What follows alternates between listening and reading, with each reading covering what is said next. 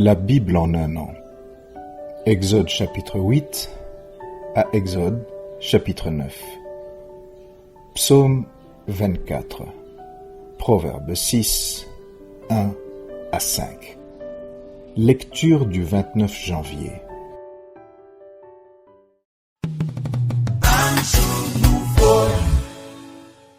Matthieu chapitre 19, versets 13 à 30. Alors on lui amena des petits enfants, afin qu'il leur imposât les mains, et pria pour eux. Mais les disciples les repoussèrent. Et Jésus dit, « Laissez les petits enfants, et ne les empêchez pas de venir à moi, car le royaume des cieux est pour ceux qui leur ressemblent. » Il leur imposa les mains, et il partit de là. Et voici un homme s'approcha et dit à Jésus, « Maître, que dois-je faire de bon pour avoir la vie éternelle ?» Il lui répondit, « Pourquoi m'interroges-tu sur ce qui est bon? Un seul est le bon.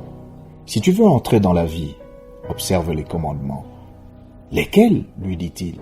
Et Jésus répondit, « Tu ne tueras point, tu ne commettras point d'adultère, tu ne déroberas point, tu ne diras point de faux témoignages, honore ton père et ta mère, et tu aimeras ton prochain comme toi-même. » Le jeune homme lui dit, « J'ai observé toutes ces choses.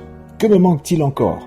Jésus lui dit, « Si tu veux être parfait, va, vends ce que tu possèdes, donne-le aux pauvres, et tu auras un trésor dans le ciel. Puis viens et suis-moi. » Après avoir entendu ces paroles, le jeune homme s'en alla tout triste, car il avait de grands biens. Jésus dit à ses disciples, « Je vous le dis en vérité, un riche entrera difficilement dans le royaume des cieux. Je vous le dis encore, il est plus facile à un chameau de passer par le trou d'une aiguille qu'à un riche d'entrer dans le royaume de Dieu. » Les disciples ayant entendu cela furent très étonnés et dirent, « Qui peut donc être sauvé ?»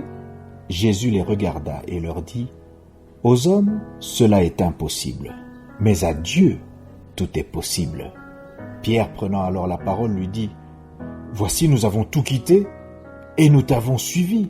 Qu'en sera-t-il pour nous ?»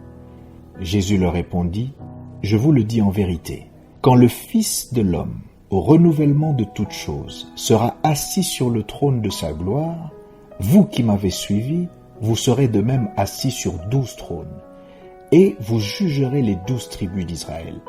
Et quiconque aura quitté à cause de mon nom ses frères, ou ses sœurs, ou son père, ou sa mère, ou sa femme, ou ses enfants, ou ses terres, ou ses maisons, recevra le centuple et héritera la vie éternelle.